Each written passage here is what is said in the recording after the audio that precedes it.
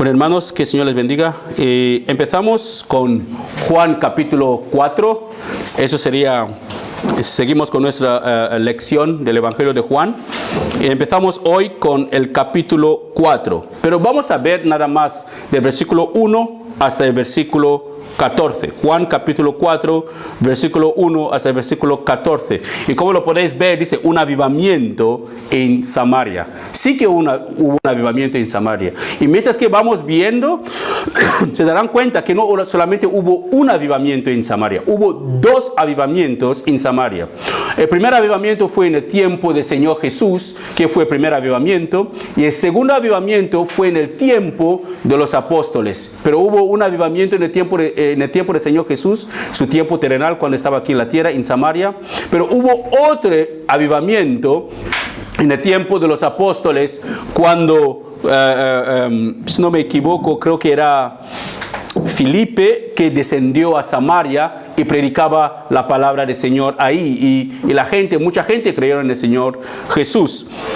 Así que les pido que por favor acompáñenme, abren sus Biblias a Juan capítulo 4. Estaremos viendo el versículo 1 hasta el versículo 14. Juan 4, versículo 1 hasta el versículo 14. Así dice la palabra del Señor. Dependiendo de la versión que uso aquí, la versión que está en la pantalla. Lo que estoy leyendo es la nueva traducción viviente. Dice el versículo 1 de Juan 4. Jesús sabía que los fariseos se habían enterado de que él hacía y bautizaba más discípulos que Juan, aunque no era Jesús mismo quien los bautizaba, sino sus discípulos.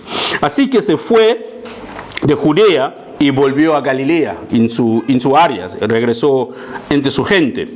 Y dice, en el camino tenía que pasar por Samaria. Entonces llegó a una aldea samaritana llamada Sicar, cerca del campo que Jacob le dio a su hijo José.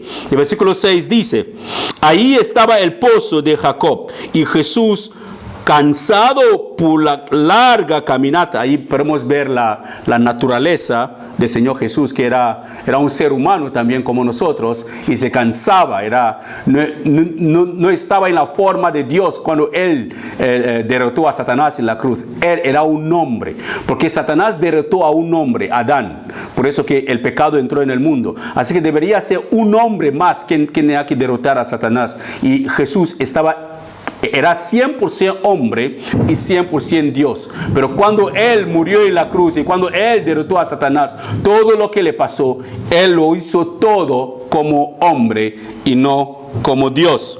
Así que el versículo 6 dice, ahí estaba el pozo de Jacob ahí estaba el pozo de Jacob, y Jesús, cansado por la larga caminata, se sentó junto al pozo cerca del mediodía. Poco después llegó una mujer samaritana a sacar agua, y Jesús le dijo, por favor, dame un poco de agua para beber. El versículo 8 dice, él estaba solo en ese momento porque sus discípulos habían ido a la aldea o al pueblo o a la ciudad a comprar algo para comer. Empezamos con el versículo 9, que dice, la mujer se sorprendió. Claro, se sorprendió. Vamos a ver por qué se sorprendió cuando Jesús le pidió agua. Se sorprendió, ya que los judíos rechazaban todo trato con los samaritanos. Entonces le dijo a Jesús, usted es judío y yo soy una mujer samaritana. ¿Por qué me pide agua para beber? Jesús contestó, si tan solo supieras el regalo que Dios tiene para ti y con quién estás hablando, tú me pedirías a mí y yo te daría agua viva. El versículo 11 dice, pero Señor, usted no tiene ni una soja o un cántaro, no tiene nada, ni una balde, le dijo ella. Y este pozo es muy profundo. ¿De dónde va a sacar esa agua viva? Además, ¿se cree Además, ¿se cree usted superior a nuestro antepasado Jacob, quien nos dio este pozo? ¿Cómo puede usted ofrecer mejor agua, la que disfrutaron él, sus hijos y sus animales? Jesús contestó: cualquiera que beba de este agua pronto volverá a tener sed, pero todos los que beban del agua que yo doy no tendrán sed jamás. Esa agua que yo doy esa agua se convierte en un manantial que brota con frescura dentro de ellos y les da vida eterna. Amén. Padre, gracias te damos por tu palabra, porque tu palabra es asombrosa, es preciosa. Conforta nuestras almas, convierte nuestras almas, nos da dirección, nos ayuda a amarte y a temerte. Ayúdanos a discernir tu palabra hoy, a comprenderla, a ponerla en práctica en nuestras vidas. Y que tú seas el centro de la enseñanza de hoy. Y que toda la gloria sea para ti esta tarde. Me pongo en tus manos, oh Señor, como un instrumento. Glorifícate en el nombre de Jesús. Amén.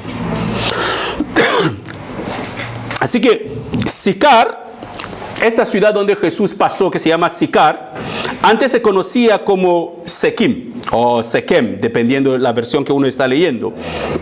Y la tierra donde ellos estaban, o la tierra donde estaba este pozo, que la mujer samaritana estaba hablando con Jesús, según Génesis capítulo 33, Jacob sí que compró esta tierra, esta porción de la tierra, al rey de Sequem, cuando él volvía de la casa de su tío Labán, porque se había escapado y se fue a vivir con su tío Labán, porque se había robado la primogenitura y la bendición de su hermano Esaú. Así que se escapó y se fue a vivir con su tío Labán y se enriqueció ahí, se hizo mucho dinero, pasó los años, tuvo muchos hijos y 2 esposas y muchas concubinas. Así que regresaba a la casa de su padre con toda su riqueza.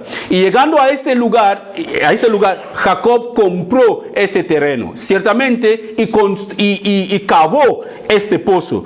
Así que la historia en sí que la mujer está contando es verídica. Es algo que si uno lee Génesis capítulo 33, verá que sí es cierto que Jacob compró este terreno y Jacob cavó este pozo. Y también una de las cosas que quiero que entendamos para las personas que han estado estudiando cuando hablamos sobre la predestinación, que hay un pasaje que los calvinistas usan mucho, que es Romanos capítulo 9:13, que dice, es el apóstol Pablo que dice: como dicen las escrituras, amé a Jacob, pero rechacé a Esaú. Esto está relacionado con una promesa que Dios hizo a Abraham, que a través de la descendencia de Abraham, él iba a bendecir todas las familias de la tierra. Y no es una promesa solamente de Abraham, era una promesa que Dios había hecho a Adán y a Eva, que una simiente de la mujer iba a venir y iba a aplastar la cabeza de la serpiente, y la serpiente le iba a morder el calcañar. Así que no es una... este pasaje no habla de la salvación cuando se hace referencia a lo que Dios hizo, que Dios eligió al hermano pequeño y no eligió al hermano mayor. No está diciendo que Dios aborreció a Esaú y amó más a Jacob. Entonces ahí la Biblia te estará contradiciendo, porque la Biblia nos hace entender que Dios no tiene favoritos, ¿sabes? Él no trata con imparcialidad a la gente, pero Dios toma la decisión. Y en este contexto, que si lo leemos, es Malaquías capítulo 1, Malaquías capítulo 1, 2. Dios toma la decisión de elegir al hermano pequeño, que es Jacob, para cumplir un propósito para la salvación de toda la humanidad. No eligió a Jacob para salvar a Jacob, no. Eligió a Jacob para salvar el mundo entero. Con esto claro, ya no volveremos más sobre eso. Así que ahora, para comprender por qué era necesario, porque dicen las escrituras que era necesario que Jesús pasara por Samaria, era necesario. Pero para poder comprender por qué era necesario que Jesús pasara por Samaria, ¿Y por qué los evangelios también? En los evangelios tenemos una narración sobre la parábola del buen samaritano. No sé si la habrán leído. Que hay una parábola que el Señor Jesús cuenta sobre el buen samaritano.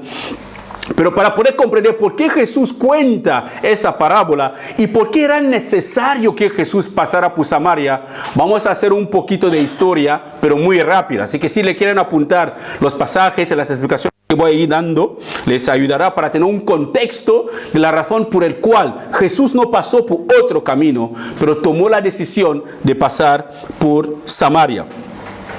En 1 de Reyes capítulo 12, si leemos en 1 de Reyes capítulo 12, la nación de Israel se había dividido en dos. Dios decidió dividir la nación de Israel en dos.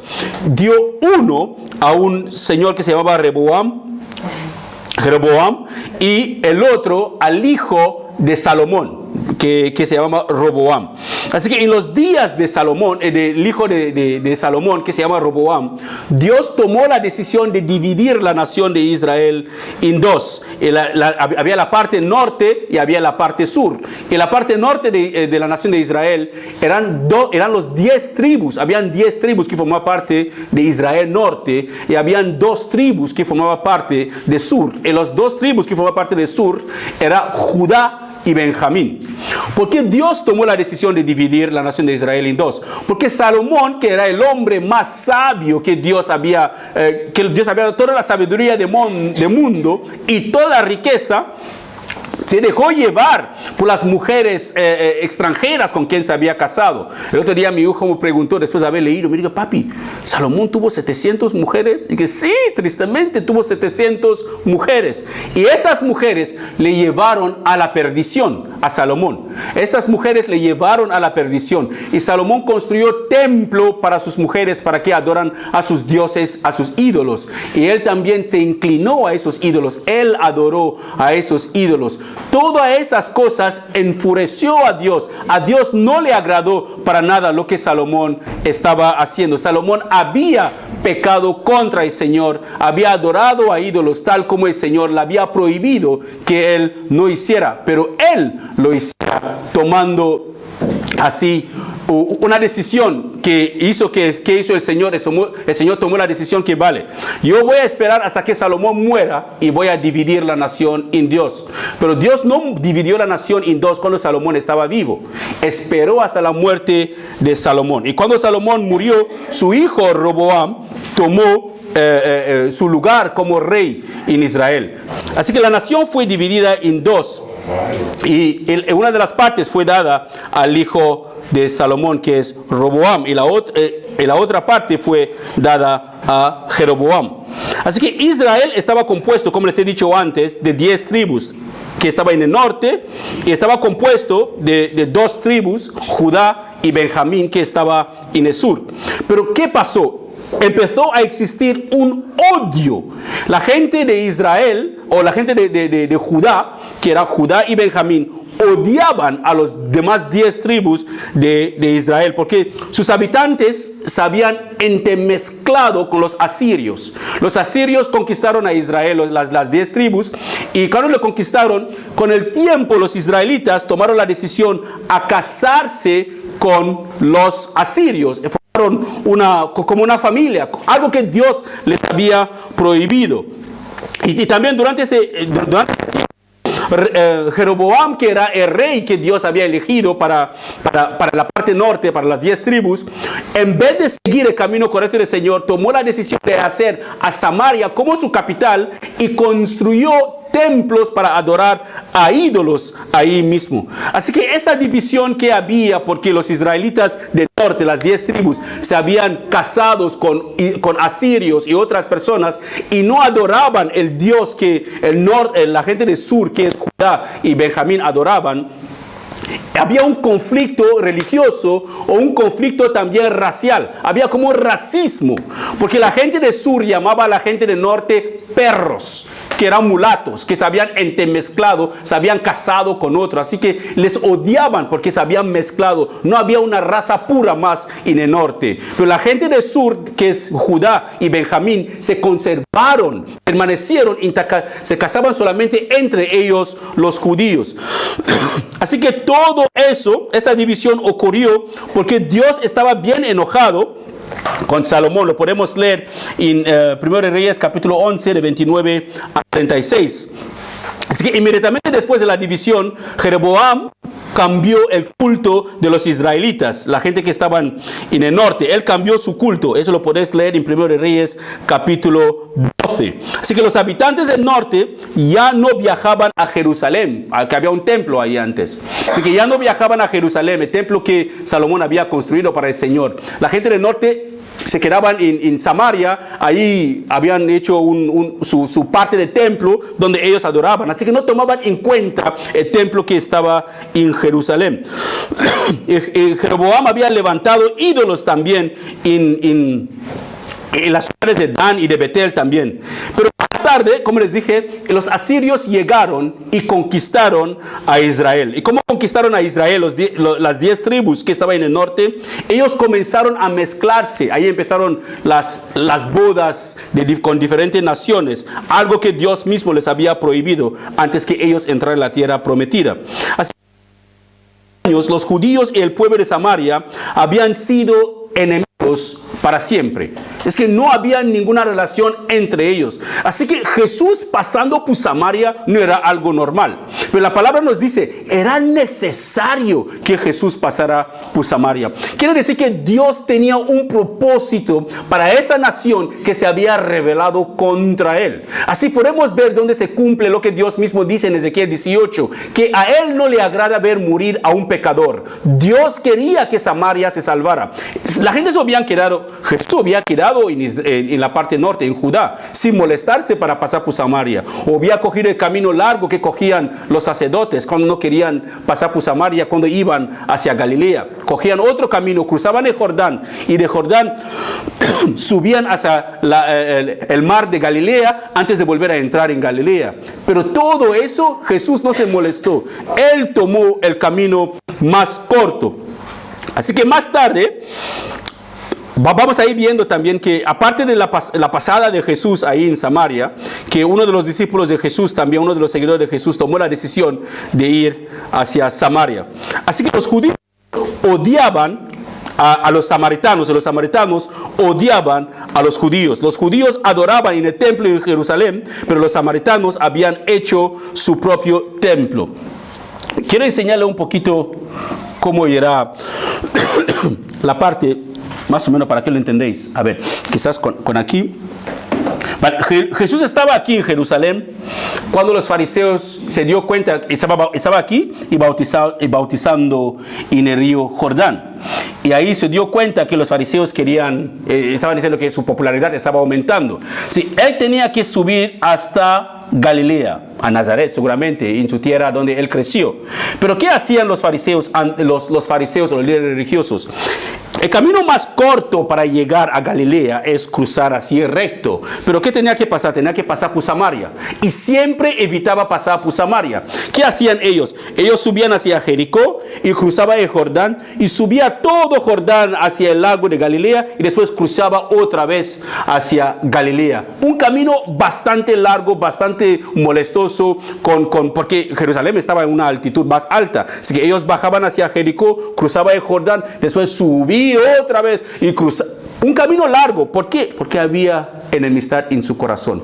No querían pasar por aquí. Pero ese es el lugar que Dios tenía un avivamiento preparado. El lugar donde nadie de los judíos quería pasar. Dios quería que la gente de Samaria llegara a conocerle. Pero cuando leemos Juan capítulo 4, mira lo que dice. Dice que Jesús tenía que pasar por Samaria. Pero ¿por qué tenía que pasar por Samaria si los judíos y los samaritanos no se llevaban bien? ¿Por qué no tomó la misma larga ruta y subió vamos a ir viendo el propósito de Dios para cada persona y para cada nación. Otras versiones lo ponen así: era necesario que Jesús pasara por Samaria. Era necesario. ¿De verdad era necesario? Nosotros diremos, o si fuéramos judíos, diremos que Jesús está loco. Porque cuando un samaritano se encontraba con un judío, el judío si tocaba o saludaba al samaritano, se convertía en un impuro. Así que tenía que pasar un proceso de purificación porque había saludado a un samaritano y eran como perros para ellos. Eran personas totalmente dejadas. Pero Jesús tomó la decisión de regresar a su lugar, el lugar donde él creció, porque su fama entre los fariseos estaba creciendo. Eso no es lo que él buscaba.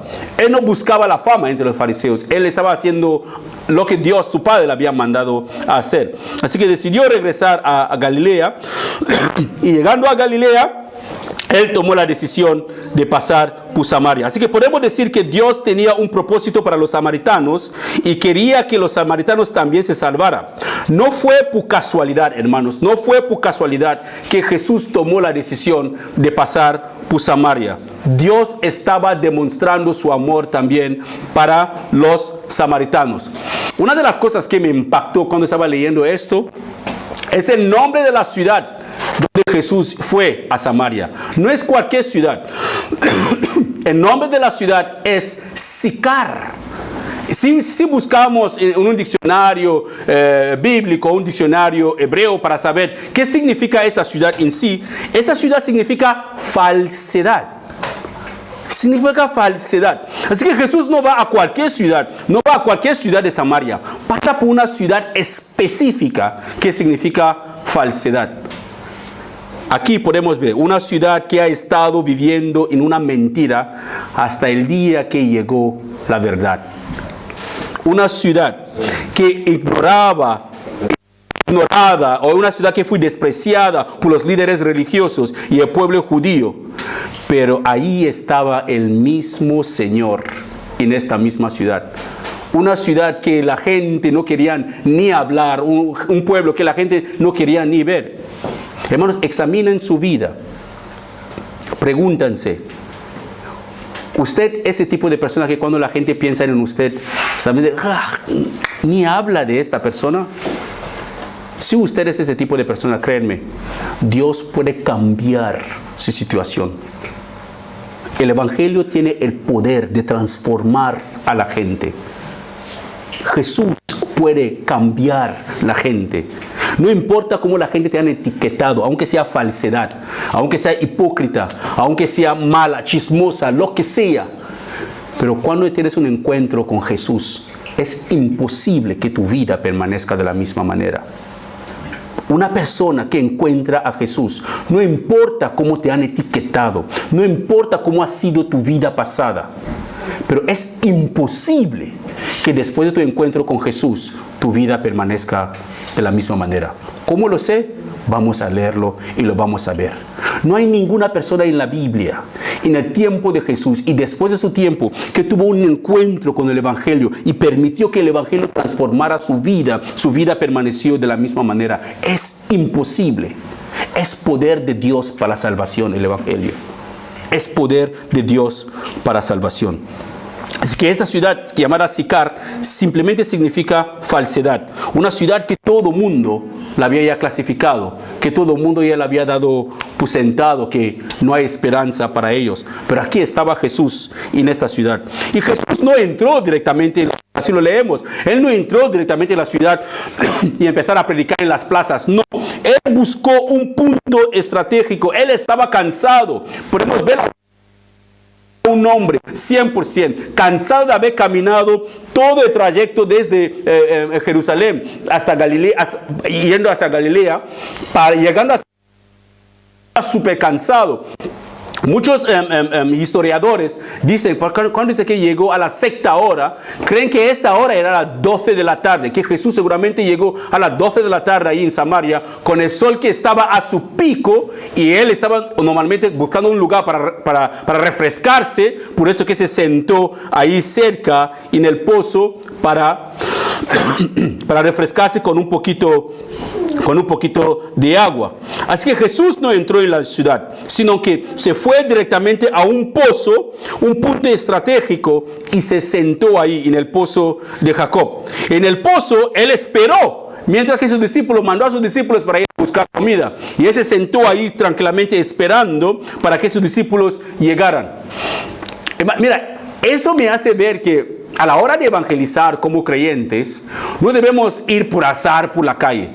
Buscamos puntos estratégicos donde sabemos que puede haber personas. En los parques, en las plazas, en los bancos del metro, por ahí esperando, en los del autobús. No vamos a ponernos delante de la puerta de la iglesia esperando que alguien venga. Será difícil. Esta calle está casi muerta. Vamos a lugares estratégicos donde sabemos que podemos encontrar a gente. Si de verdad queremos ganar almas para Cristo, vamos a lugares donde sabemos que hay personas. Escuché un testimonio de alguien que iba a las discotecas por las noches para ir a evangelizar ahí. Hasta pagaba su entrada y entraba ahí y compartía el evangelio con los jóvenes que estaban ahí. Les repartía tratados ahí dentro. Eso es asombroso. Pero hay que ser guiado por el Señor, si no te conviertes peor que ellos si estás ahí dentro. Por las cosas que uno ve. Tienes que estar seguro que es el Señor mandándote a un lugar así. Es que Jesús estaba seguro de lo que estaba buscando. Un punto estratégico, ahí se sentó en el pozo. Y después, porque él sabía que vendrá gente para buscar agua, para llenar sus cántaros y llevarlo a su casa.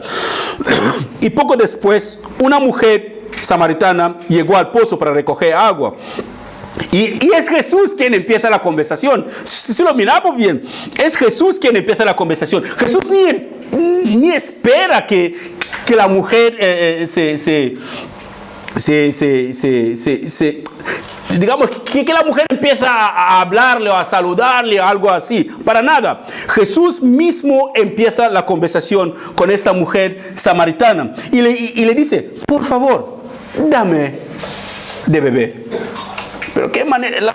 Hemos visto que los samaritanos y los judíos no se hablaban, se odiaban a muerte. Los judíos consideraban a los samaritanos perros porque se habían intermezclado, habían casados con asirios y otras personas que no eran judíos. Y vimos también que ellos adoraban a ídolos, aunque eran descendientes también de Abraham. Ellos tomaban a Jacob como su padre, eran descendientes también de Jacob.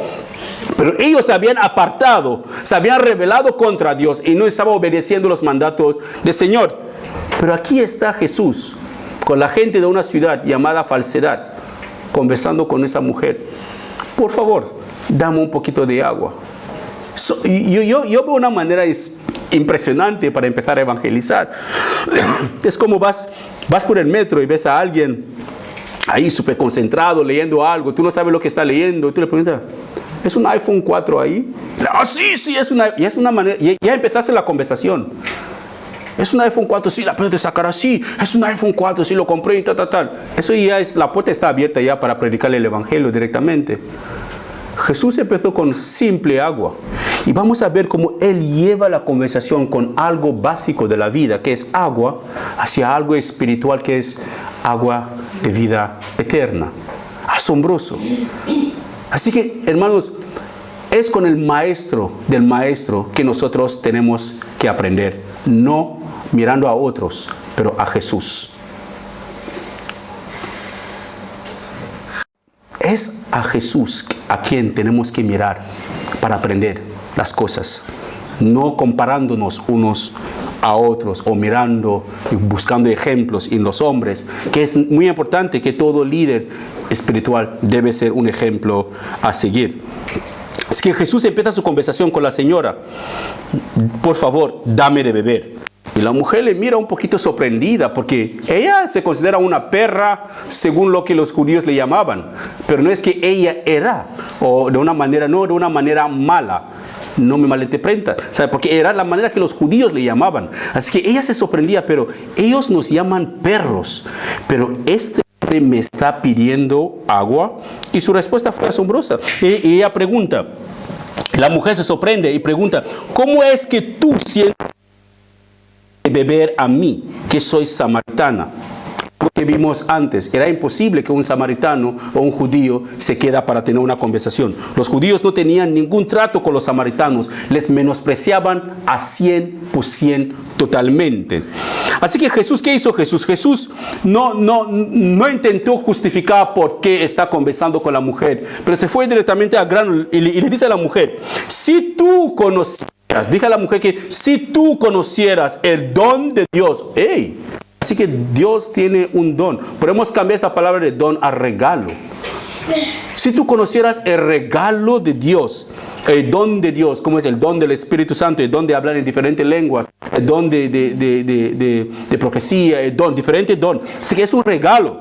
Así que Jesús le dice, si tú conocieras el regalo de Dios y quién es el que te dice, da de beber, pedido a él y él te hubiera dado agua viva. Estamos hablando de agua natural al principio. Ahora Jesús lleva la conversación a una conversación espiritual.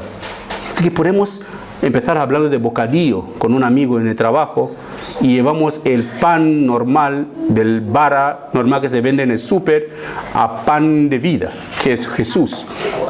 Y presentamos el Evangelio a través de eso. Así que Jesús revela muy importante, hermano, que tenemos que entender. Él revela que Dios tiene un regalo para las personas. Primeramente, que hay un don de Dios para las personas. Y Jesús despertó curiosidad a la mujer. La Biblia lo pone bien claro, que Dios da un regalo. Dice que Él da un galardón, ¿sabe? Es que recompensa a los que le buscan con diligencia. Es lo que dice la Biblia. Si una persona toma la decisión de buscar a Dios, Dios le recompensa. Pero si una persona toma la decisión de vivir de cualquier manera, como dice, si nos acercamos a Dios, Él también se acerca a nosotros. Si nos alejamos de Él, Él también se aleje. Si somos infieles, Dios permanece fiel porque no se puede negar a sí mismo. Así que Dios tiene un regalo, un don, una recompensa para las personas que le busquen. ¿Usted lo quiere? Ya sabe lo que tiene que hacer. Examina su vida y pregúntase, ¿cómo está viviendo su vida usted? ¿Su vida de alguna manera demuestra que usted ama a Dios o usted está viviendo para sí mismo? Si Jesús le despierta curiosidad a esta mujer, mira las curiosidades. Cuando Él dice a la mujer, cuando Jesús le dice a la mujer sobre... cuando Él le habla aquí, que si supieras el don de Dios, pero quiero que analicemos una cosa aquí. Cuando Él dice, si tú conocieras el don de Dios, ahí Él está despertando una curiosidad sobre las cosas de Dios, que Dios tiene un regalo para dar a alguien. Si supieras el don de Dios. Y cuando Él dice, ¿quién es el que te dice, dame de beber? Él despertó la curiosidad de la mujer sobre, ¿tú sabes quién soy? Primeramente, él le despierta la curiosidad de que Dios tiene un don. Pero oye, ¿tú sabes quién soy? Hermanos, vamos a ver más adelante que Jesús le llama la atención a la mujer para decir que los samaritanos adoran a un Dios que ellos no conocen. Lo mismo ocurrió hoy en la iglesia. Mucha gente se congrega sin conocer a Dios. Y piensa que congregándose conocen a Dios. Eso es falso, hermanos. Congregarse no salva a nadie. La iglesia no salva. Conocer la Biblia no salva. Formar parte de una congregación que predica la sana doctrina no salva. Tener todos los dones no salva. El quien salva es Cristo. ¿Y cómo sabemos que tenemos una relación con Cristo? Porque nuestras vidas han sido transformadas por su Espíritu Santo. Yo no puedo decir que amo a Dios y conozco a Dios y mi vida permanezca de la misma manera que era antes. Así que Jesús le dice, ¿quién es el que te dice, dame de beber? Así despertando ahí una curiosidad sobre quién es Él, su personalidad. Y cuando Él dice, Él te hubiera dado agua viva, ahí despertó la curiosidad sobre que Él podía darle, que Jesús tenía algo especial que podía dar a esta mujer.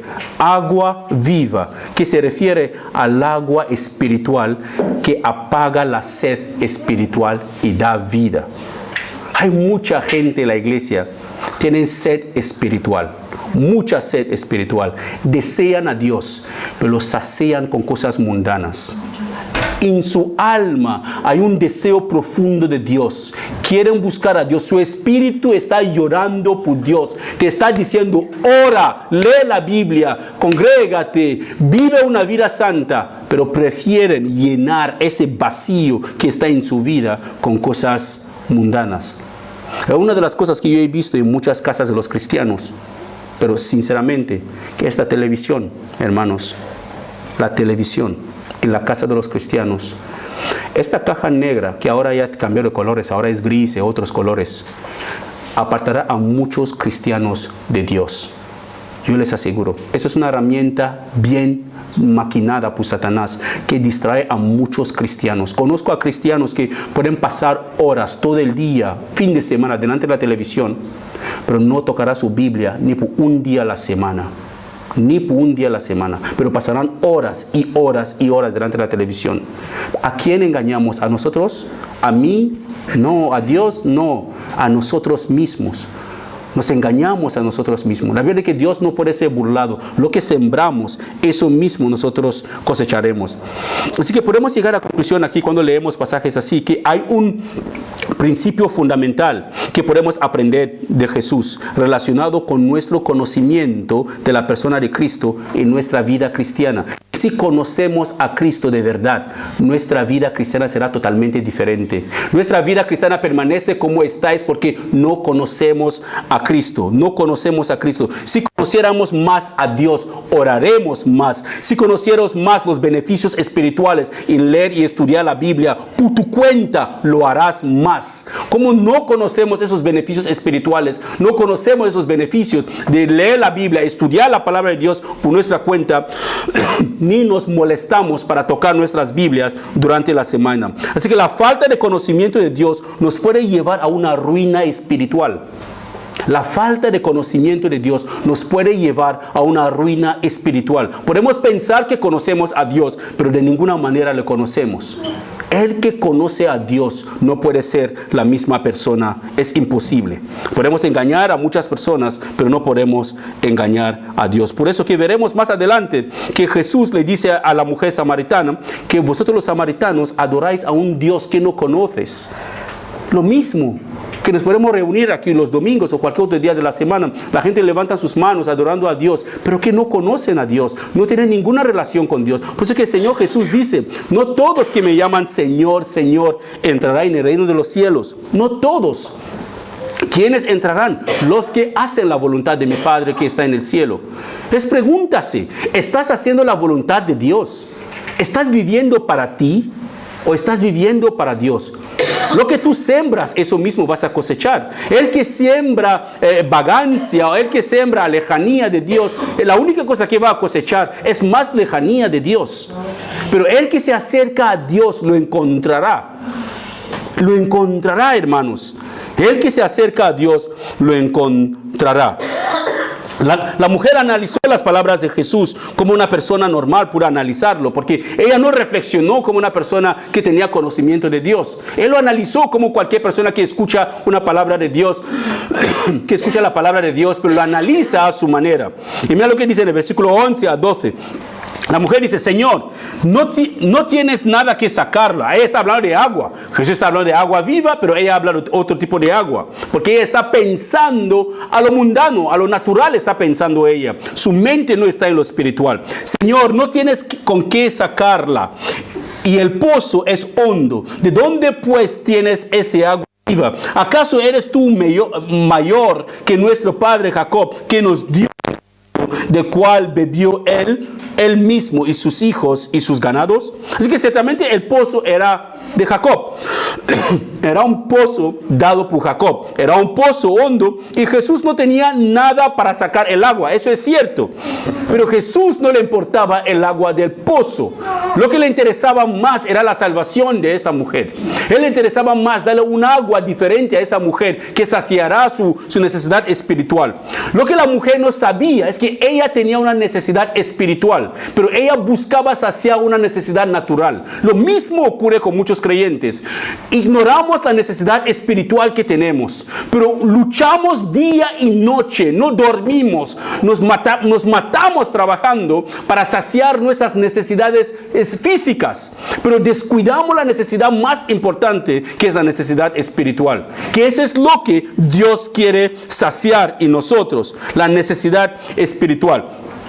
Jesús contesta a la mujer en el versículo 13 a 14, le dice: todo el que beba de esta agua volverá a tener sed, pero el que beba del agua que yo le daré no tendrá sed jamás. ¡Qué fuerte!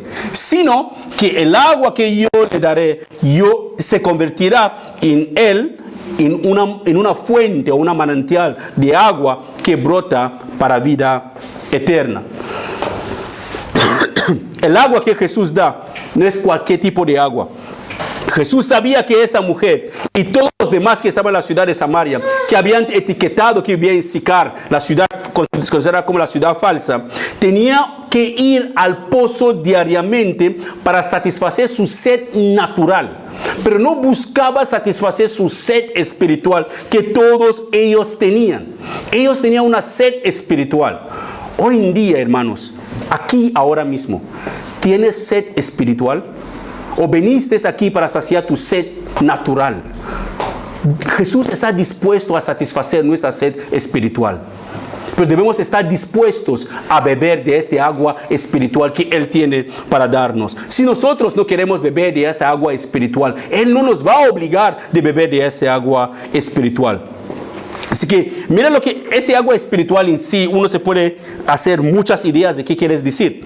Pero 2, versículo 13, Dios es considerado ese agua viva, ese agua espiritual. Jeremías 2, 13 dice: pues mi pueblo ha cometido dos maldades, me ha abandonado a mí, la fuente de agua viva. Así que Dios es esa fuente de agua viva para nosotros. Y solo Dios puede satisfacer nuestras necesidades espirituales. Solo Dios lo puede hacer. Sin Dios en nuestras vidas somos como muertos que andan por ahí viviendo. Podemos luchar, hermanos. Les quiero suplicar nada más, hermanos, que no nos enfoquemos tanto en nuestras necesidades físicas. Enfócase en su necesidad espiritual. Busque a Dios y lo encontraremos. Él desea que llegamos a conocerle. Él quiere que tengamos una relación con Él. Pero lo encontrarán solamente los que le buscan. Y Él dará su galardón solamente a los que le buscan con diligencia. Es lo que Él mismo dice. Así que Jesús hizo una oferta maravillosa a esta mujer. Una oferta que es la misma oferta para cualquiera de nosotros. Te voy a dar agua viva que brotará dentro de ti y nunca más tendrás sed espiritual. Esta oferta sigue en pie. Es para ustedes, es para mí, es para cualquier persona.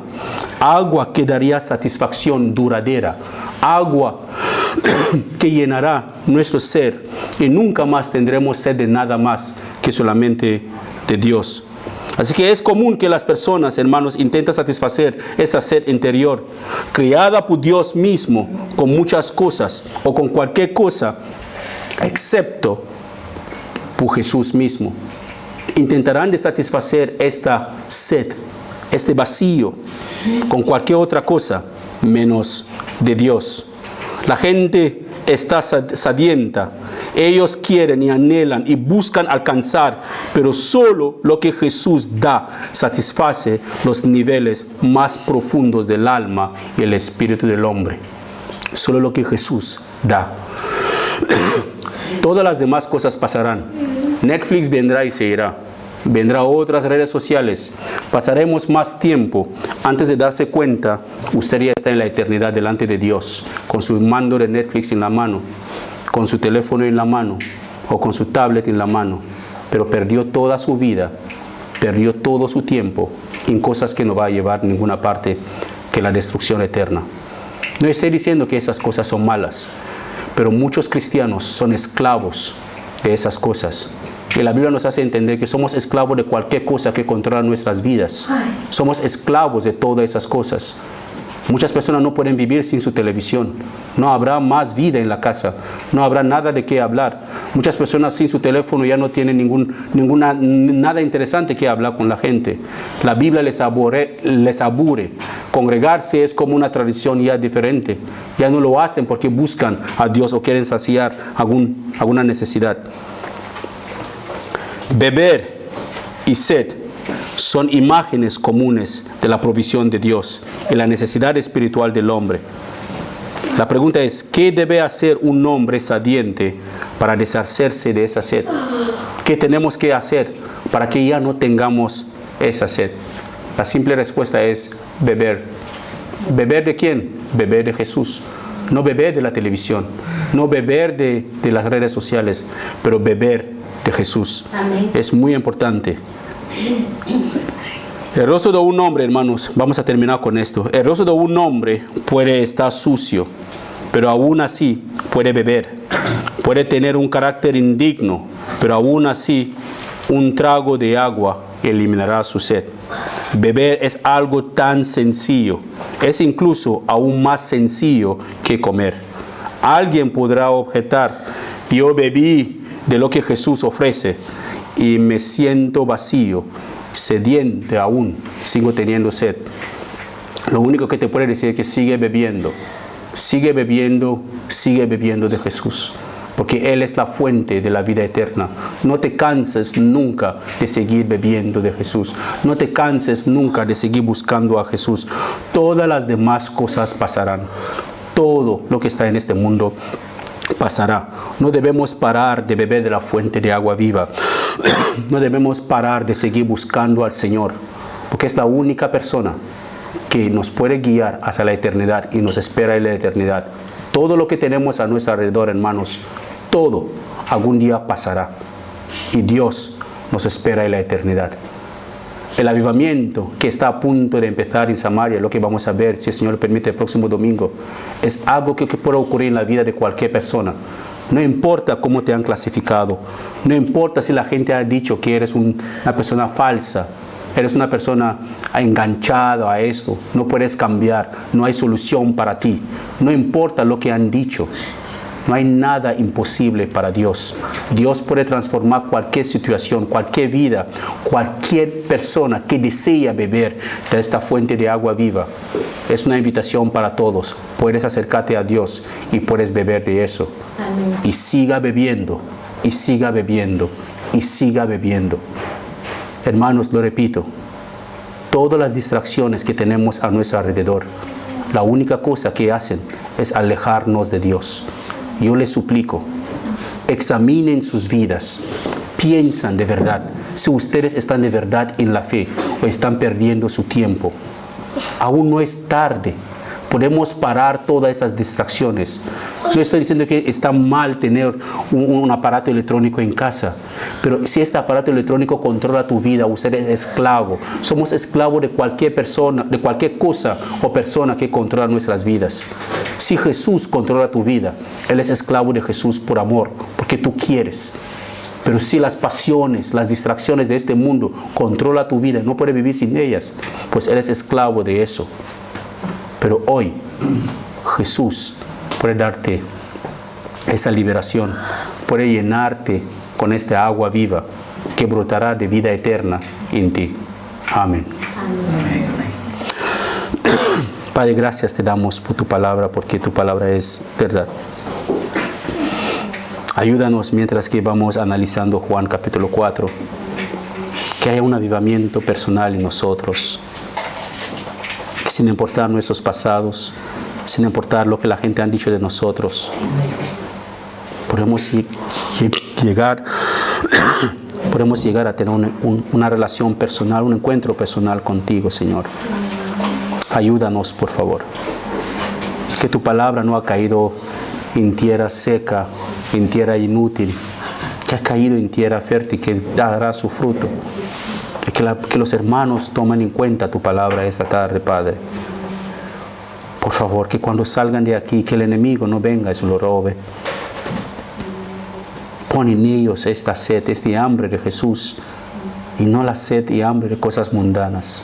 Ayúdanos, Señor, a vivir para ti. Te lo pedimos en el nombre de Jesús. Amén. Amén.